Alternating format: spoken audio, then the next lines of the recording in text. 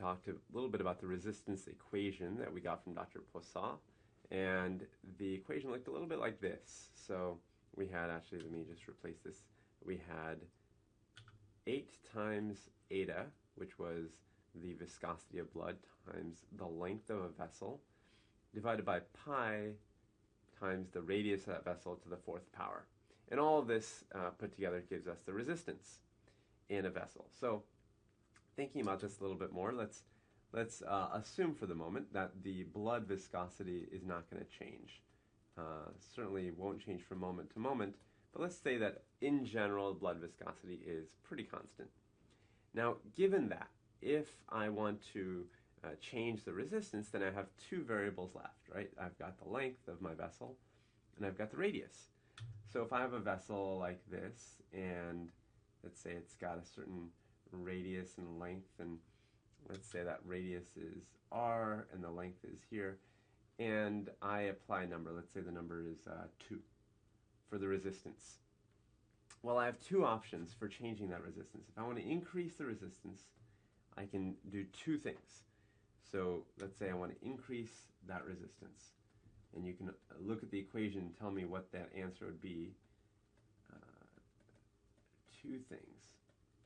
And I'll actually draw it out. So one thing would be to keep the radius basically the same, but make it much longer, right? Because if I make it longer, then since the L is now, let's say, twice as long, and the R is the same, now my resistance is going to double.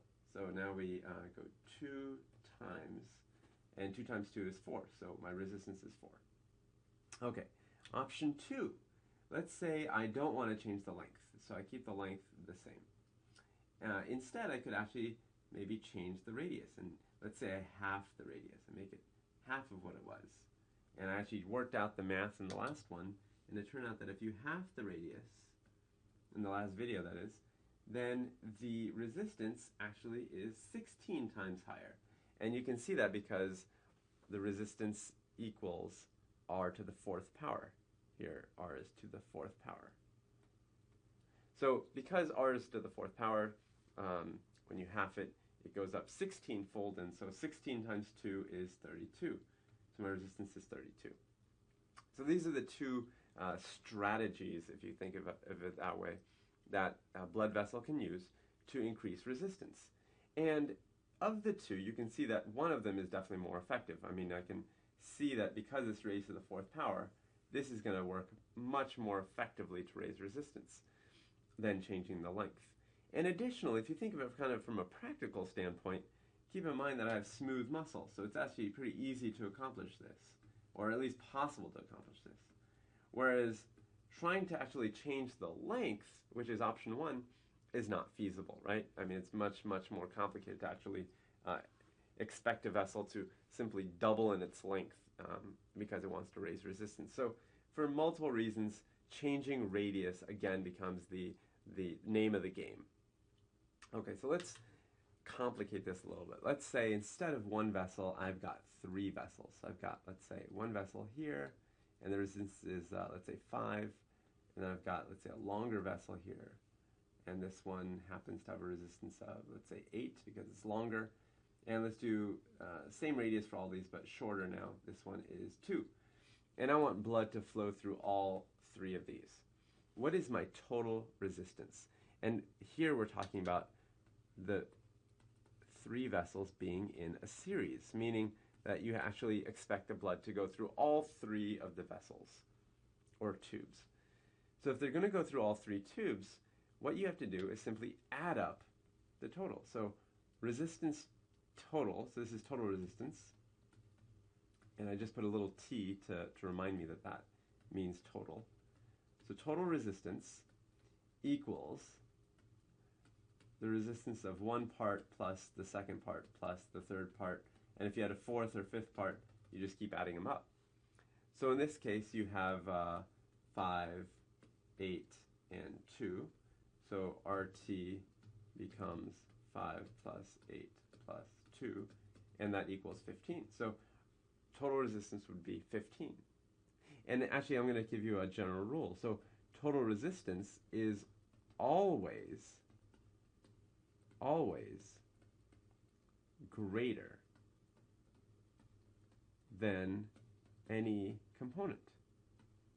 And you can see how this is very intuitive, right? I mean, how could you possibly have a situation where if you're just simply adding them up, because we don't expect any negative resistance, in this situation. You're simply adding up all these positive resistances. Of course the total will be always greater than any one component, right? Seems intuitive, but I just wanted to spell that out. So now, let's take a scenario where you have a human body, a vessel in the body, and let's say you have 3 parts to it. And these are equal parts. So let's say the resistance here is 2, 2, and 2. And you have, obviously I want to calculate as before my total. So my total will be 2 plus 2 plus 2, which is 6. And then an interesting thing happens. So you have, let's say, I'll draw the same vessel again. Really interesting thing happens. This is the same blood vessel, but now you have a blood clot. And this blood clot is floating through the blood vessels, and it kind of makes its way to this one that we're working with. And it goes and lodges right here. So right here, you have a lodged blood vessel. Wow, that's pretty big, but it's right in that middle third of our vessel. So we have now a tiny little radius here, right? It's about, let's say, half of what we had before. So this is the new radius. It equals half of what the old radius was. And you know from the last example, that's going to increase the resistance in that part by 16. So the resistance here stays at 2, here stays at 2. But here in the middle, it goes from 2 to 32 because it's 16 times greater. So you end up increasing the resistance in the middle section by a lot. So let me just write that out for you. So 2 times 16 gets us to 32. So here the resistance is 32. And so if I wanted to calculate the total resistance, I'd get something like this. 32 plus 2 plus 2 is 36. So I actually went from 6 to 36 when this blood clot came and clogged up part of that vessel. So just keep that in mind. We'll talk about that a little bit more, but I just want to use this example and also kind of cement the idea of what you do with resistance in a series. Now let's contrast that to a different situation, and this is when you have resistance in parallel.